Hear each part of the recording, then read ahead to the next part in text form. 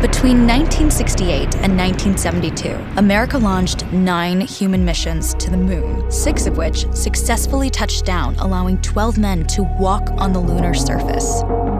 NASA's next chapter of lunar exploration, called Artemis, has the task of not just going to the moon to create a long-term human presence on and around it, but also to prepare for ever more complex human missions to Mars. In short, everything we must be able to do here, we must first do here. So, what will an Artemis mission look like?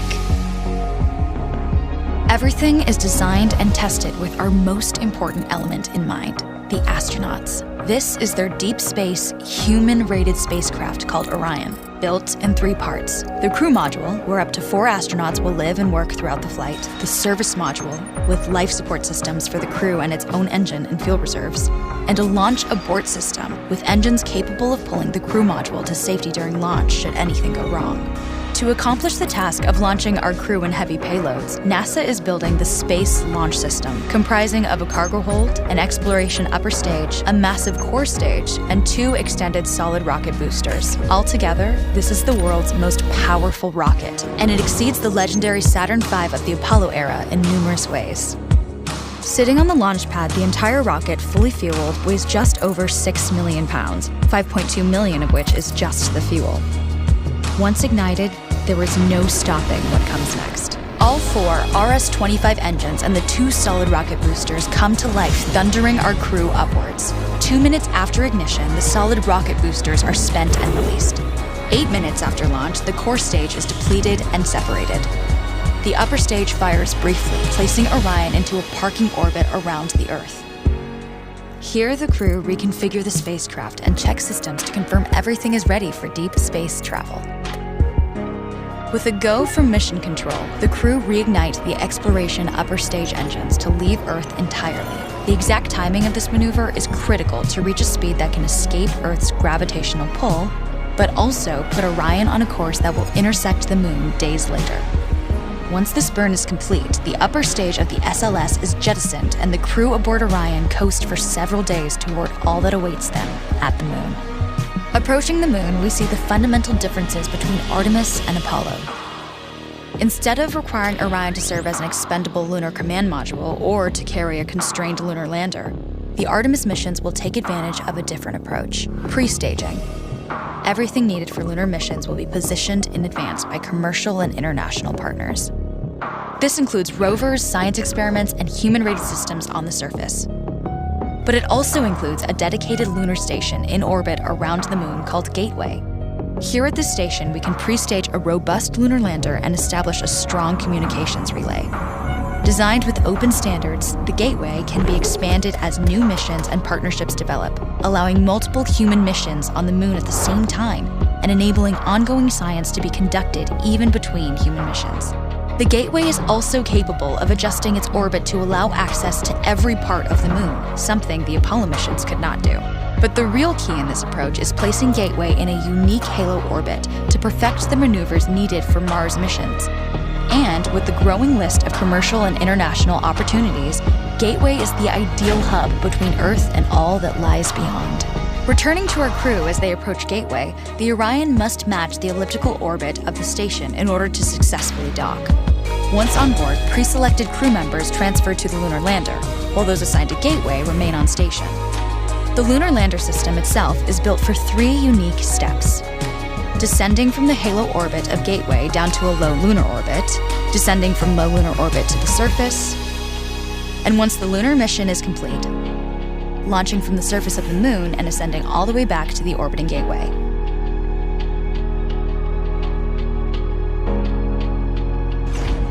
Once back aboard the Orion spacecraft and undocked from Gateway, the crew fire their engine once to break out of the halo orbit and once again to sling the spacecraft around the moon, placing it on a multi-day trajectory back towards Earth. As they near the end of this journey, the service module is released, and the crew module is oriented heat shield first. Entering Earth's atmosphere at 25,000 miles per hour, the friction of air slows Orion considerably, while also subjecting it to temperatures of 5,000 degrees. With the Orion now at just 300 miles per hour, a series of parachutes uniquely tested and produced for this moment deploy, decelerating the craft to just 20 miles per hour for splashdown. With each successful mission, Artemis ushers in the next wave of men and women to explore our moon and prove that together we are ready to go beyond.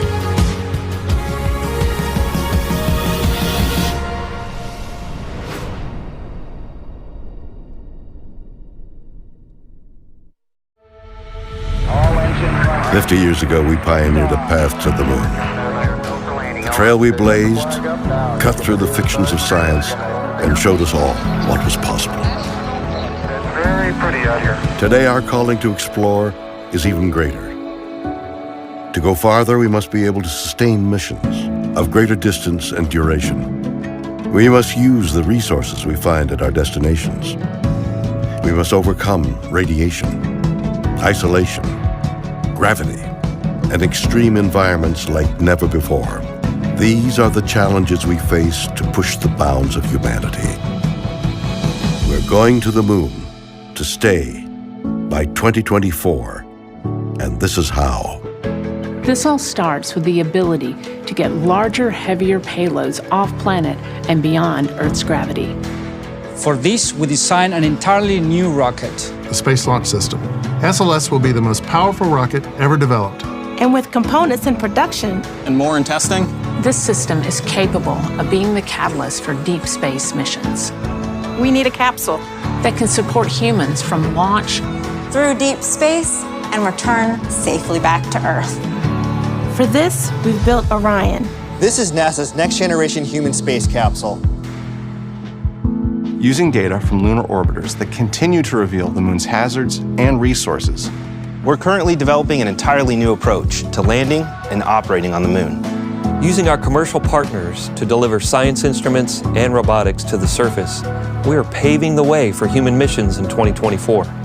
Our charge is to go quickly and to stay, to press our collective efforts forward with a fervor that will see us return to the moon in a manner that is wholly different than 50 years ago.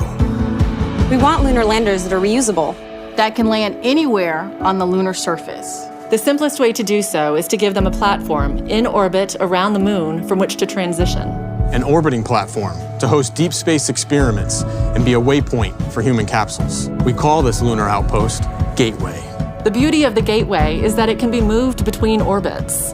It will balance between the Earth and Moon's gravity, in a position that is ideal for launching even deeper space missions.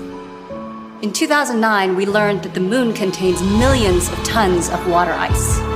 This ice can be extracted and purified for water. It can be separated in oxygen for breathing or hydrogen for rocket fuel. The moon is quite uniquely suited to prepare us and propel us to Mars and beyond. This is what we're building. This is what we're training for. This we can replicate throughout the solar system. This is the next chapter of human space exploration.